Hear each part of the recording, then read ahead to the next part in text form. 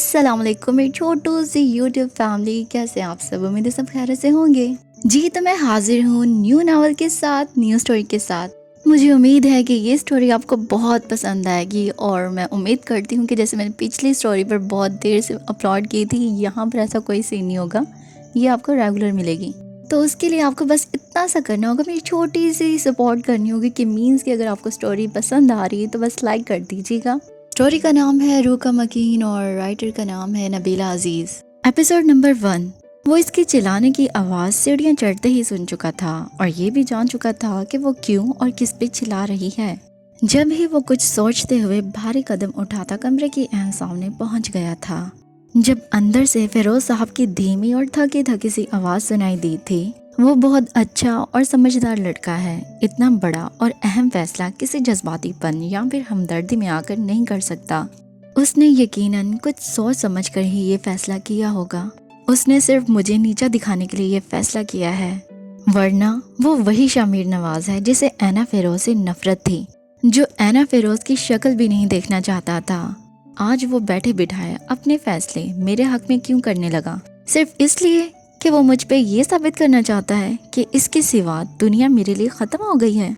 नहीं पापा, मुझे शामिर नवाज से शादी नहीं करनी। बेशक दुनिया मेरे लिए ख़त्म हो जाए, मैं तन्हा रह जाऊंगी, मैं मर जाऊंगी, लेकिन शामिर नवाज का सहारा कभी नहीं लूंगी। वो ऊंची आवाज़ में बोलती निढाल हो रही थी और फिरोज साहब बेबस से बैठे थे। बेटा, वो तुम्हारा कज़न है, तुम्हारे बारे में गलत नहीं सोच सकता। तुम गुजरी बातों को जहन से निकाल दो। बचपन और जवानी में बड़ा फ़र्क होता है, तुम्हें आज का सोचना चाहिए। वो सचमुच तुम्हें। प्लीज़ पापा, मैं आपके सामने हाथ जोड़ती हूँ, ये बात बंद कर दें। मेरा कोई कज़न है ना मेरा कोई अपना है, मैं पहले ही बेबस हूँ, मुझे और बेबस मत करें, मुझे मेरे हाल में जीने दें प्लीज़। वो हाथ जोड़ती रुहांसी हो रही थी। लेकिन बेटा, इस तरह ज़िंदगी कैसे? ज़िंदगी? वो इनकी अधूरी बात पे चीख उठी थी। कौन सी ज़िंदगी पापा? ये मेरी ज़िंदगी है? ये आपको ज़िंदगी नज़र आती है? वो कहते कहते बिलक बिलक कर रो पड़ी थी। मुझे तन्हा छोड़ दें। उससे मज़ीद बाहर खड़ा रहना मुश्किल हो गया था। वो अध खुला दरवाज़ा नॉक कर कर अंदर आ गया। वो तो इसे देख कर ही नफरत से रुख मोड़ गई थी, जबकि फिरोज साहब को कुछ हौसला हुआ था। चंद सेकंड कमरे में खामोशी छाई रही और इस खामोशी को वक्फे वक्फे से उसकी सिसकियों की आवाज़ बेतरतीब कर रही थी। और यही आवाज़ फिरोज साहब के लिए अजियत का बास बन रही थी और इनकी तकलीफ का एहसास करते हुए उसे बोलना पड़ा था। अंकल, पापा आपको नीचे बुला रहे हैं। उसने कुछ इस अंदाज से कहा जैसे कह रहा हो, आप जाएं, इससे मैं निपट लेता हूँ। और वो कदर तौक़ुफ़ से उठ खड़े हुए थे। दरवाजे की सिमत बढ़ते हुए उनके कदम बोझल लग रहे थे। उसने पल भर के लिए पास से गुजरते फिरोज साहब का हाथ पकड़कर अपने मजबूत हाथ का मुबहम सा हौसला दिया था और वो जाते जाते रिलैक्स हो गए थे। कमरे में काफ़ी चीज़ों की तोड़ फोड़ भी नज़र आ रही थी। वो तो अभी अभी ऑफिस से लौटा था। एहतियात से दरवाज़ा बंद करके कांच के टुकड़ों को अपने बूटों तले रोनता हुआ पैंट की जेबों में हाथ फंसाए इसके सामने आ रुका। मेरा ख्याल था कि मुझे तुम्हारे रूबरू आने की नौबत नहीं आएगी और मामला हल हो जाएगा, लेकिन शायद तुम्हें ऐसा मंजूर नहीं था। मुझे क्या मंजूर है और क्या नहीं, ये जानने वाले आप कौन होते हैं? वो यकदम इसकी तरफ मुड़ते हुए चिल्लाई थी। मैं कौन होता हूँ बहुत जल्द तुम्हें बता दूंगा, लेकिन इस वक्त मैं तुम्हें सिर्फ ये बावर करवाने आया हूँ कि इस तरह चीख चिल्लाकर सबको प्रेशराइज करके तुम्हें कुछ नहीं मिलेगा। होगा वही जो मैं चाहूँगा और मैं तुमसे शादी करना चाहता हूँ। वो बिलबिला उठी थी। हरगिज़ नहीं, मैं जानती हूँ तुम इस शादी पे किस लिए जोर दे रहे हो, ताकि बाद में तुम अपनी अजमत के झंडे गाड़ सको, तुम्हें मज़ीद सराहा जाए, लेकिन मैं ऐसा नहीं होने दूंगी। शामिर नवाज, जितनी नफ़रत तुम मुझसे करते हो, इससे 10 गुना ज़्यादा नफ़रत मैं तुमसे करती हूँ। मैं मर जाऊंगी मगर तुमसे शादी नहीं करूंगी। चले जाओ यहाँ से, मैं तुम्हारी शक्ल भी देखना नहीं चाहती। आई से गेट लॉस्ट फ्रॉम हियर। इसका लहजा इंतहाई हद तक अमेज था और दूसरे ही पल शामिर का भारी हाथ जन्नाटे से इसके चेहरे पर नक्श हो गया था। वो बैठे बैठे बेड पर औंधी गिरी।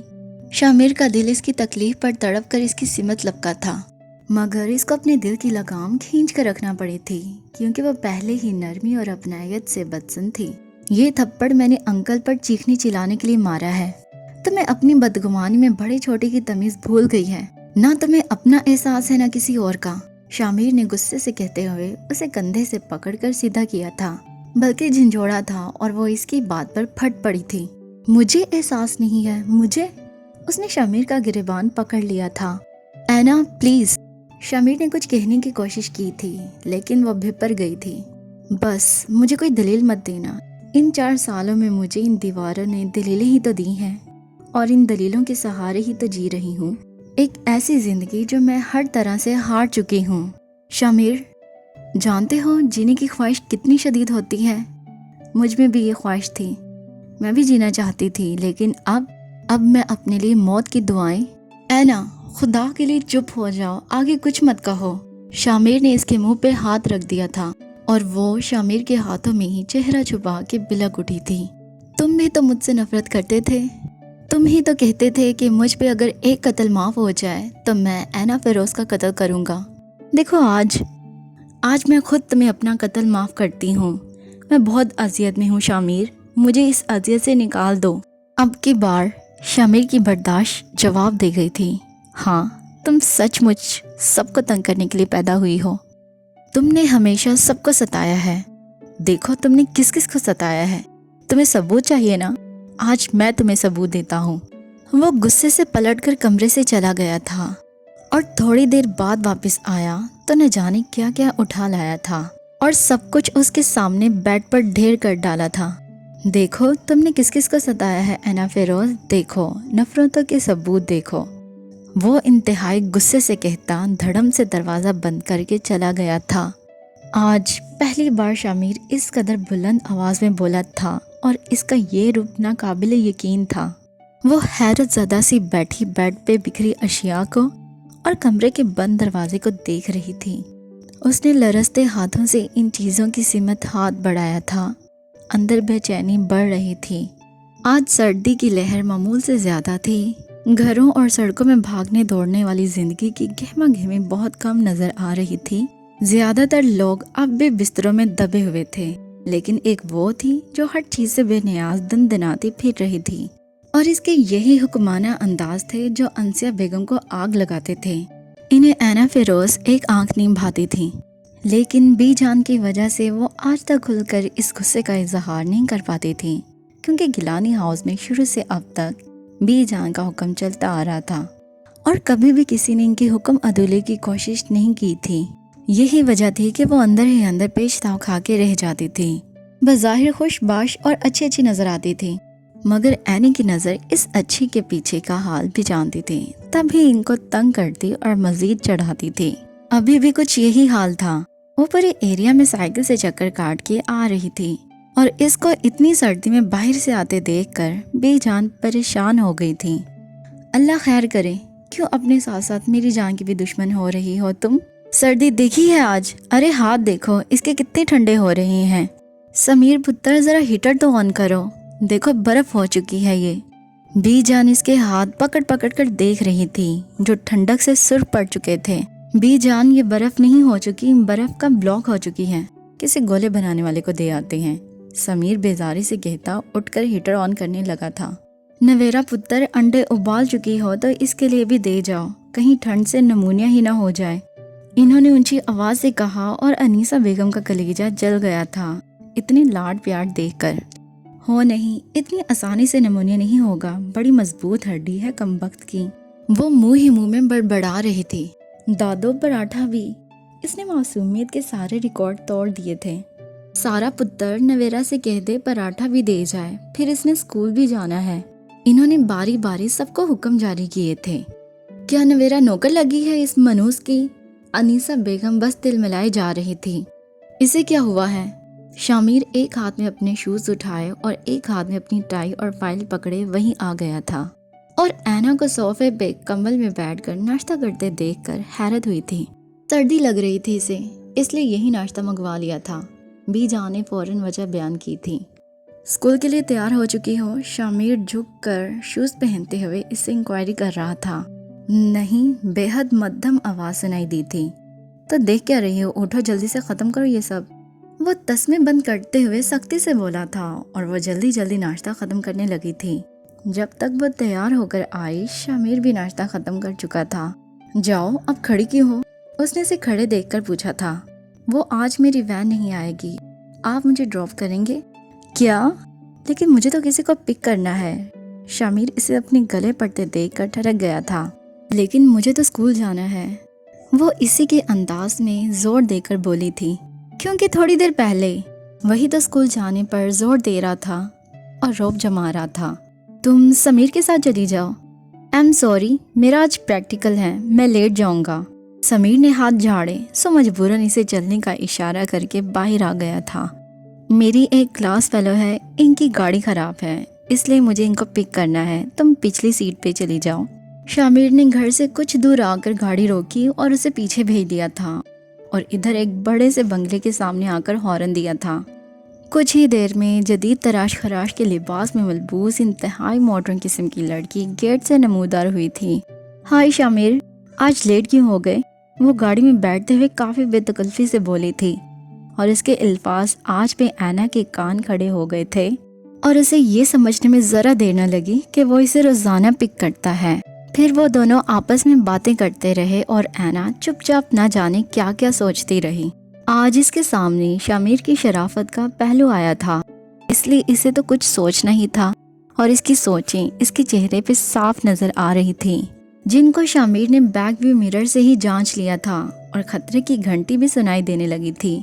आज घर में चहल पहल मामूल से ज्यादा थी, क्योंकि आज रानी आपी अपने बच्चों के हमरा तशरीफ लाए हुए थी और इनके आते ही रौनकी किचन से लेकर गेट तक बिछ जाती थी और इन रौनकों में ऐना पेश होती थी।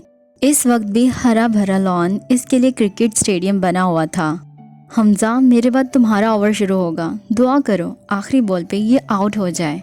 इसने विकेट पे खड़ी सोनी को देखा और खुद बॉलिंग करवाने के लिए थोड़ी दूर चली गई थी। इधर आओ।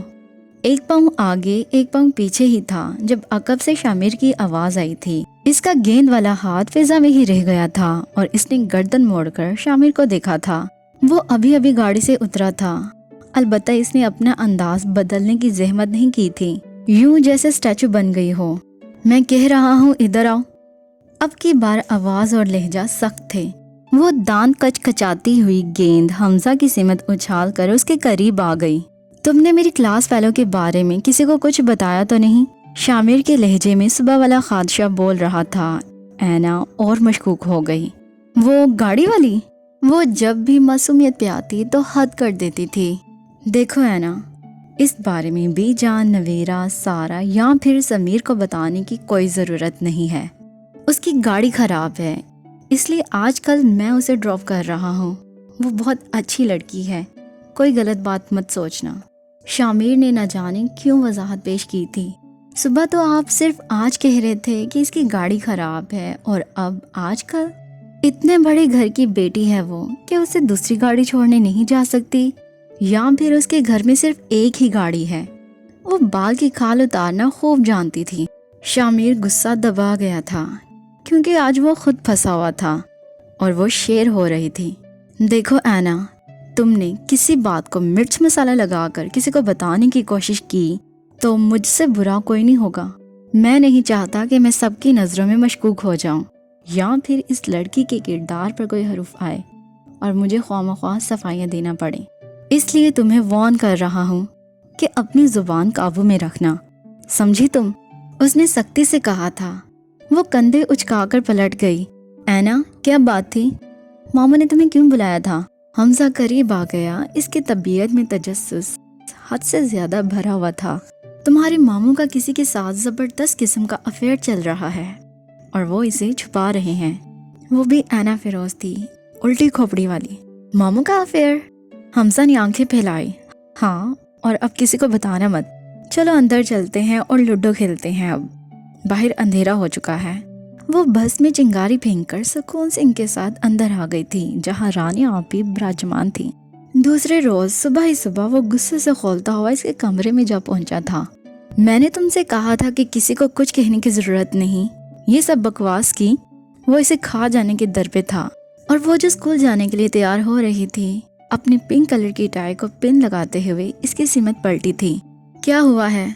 शामिर का दिल चाहा इसे घूंसा जड़ दे।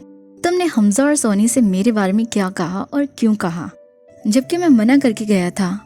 और क्या ऐसी वाहियात बातें बच्चे से की जाती है? वो दिल मिलाते हुए पूछ रहा था। खैर, इसी के साथ इस पार्ट की एक्सप्लेनेशन यही कंप्लीट होती है।